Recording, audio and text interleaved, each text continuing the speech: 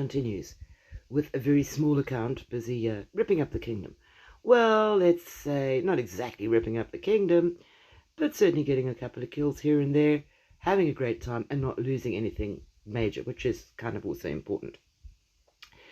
And to get this guy, I mean, I had to port in basically there, which means that I'm sitting like right next to this guy, like kind of a bit nervous stuff, no?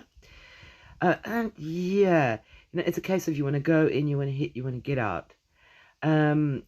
Because this guy didn't actually have a hell of a lot of troops, I decided that since I'm going to be sitting like basically next to a couple of really strong guys burning one of their guilds, that it might be wise to leave my leader at home instead of in my shelter. So basically I put it in my friend, oh here, the food bank. It was already there.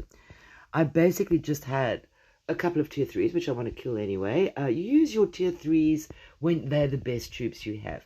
And once you get something better than tier 3s, you want to kill your tier 3s, believe me.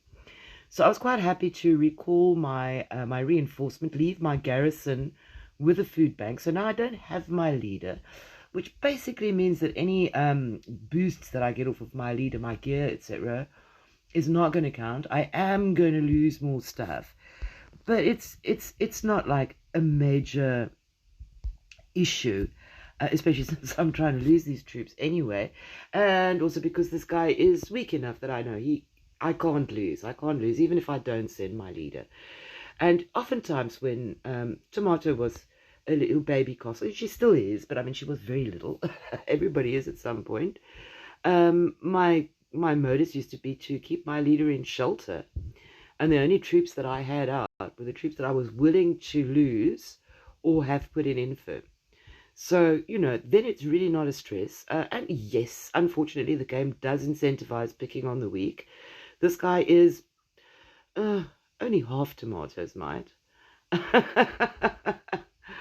But I mean, like, yeah, it's just the way the game works. If you're going to attack somebody your own size, yeah, it gets iffy, especially if they've got like more troops. So yeah, I just went for what I could do, and the guy was there and he had troops out. So if it's not nailed down, it goes, right? And at least, I'm not a mythic titan. How many of you, when you were little tiny castles, or still are little tiny castles, got burned by a mythic titan just because you happen to have like 20k troops out, or the guy didn't even bother to scout you? It was like just got your gathering troops or whatever, and you're like, why did he do that? Well, this guy can't accuse me of being a mythic titan at any rate. And there was another little one I got, and all the time my leader was sitting over here at the food bank. And that is a misconception that some people have, is that once you've garrisoned somebody, you can't move around. Garrison, reinforce, you can still move around. The only time you can't move around is when you're in a dark mist rally. Which reminds me, I guess I've got one I ought to be joining, and probably not with this account. Just have fun, guys. Have fun. It doesn't matter if you're small. If you're going to wait till you're big, it's going to be a hell of a lot harder to fight.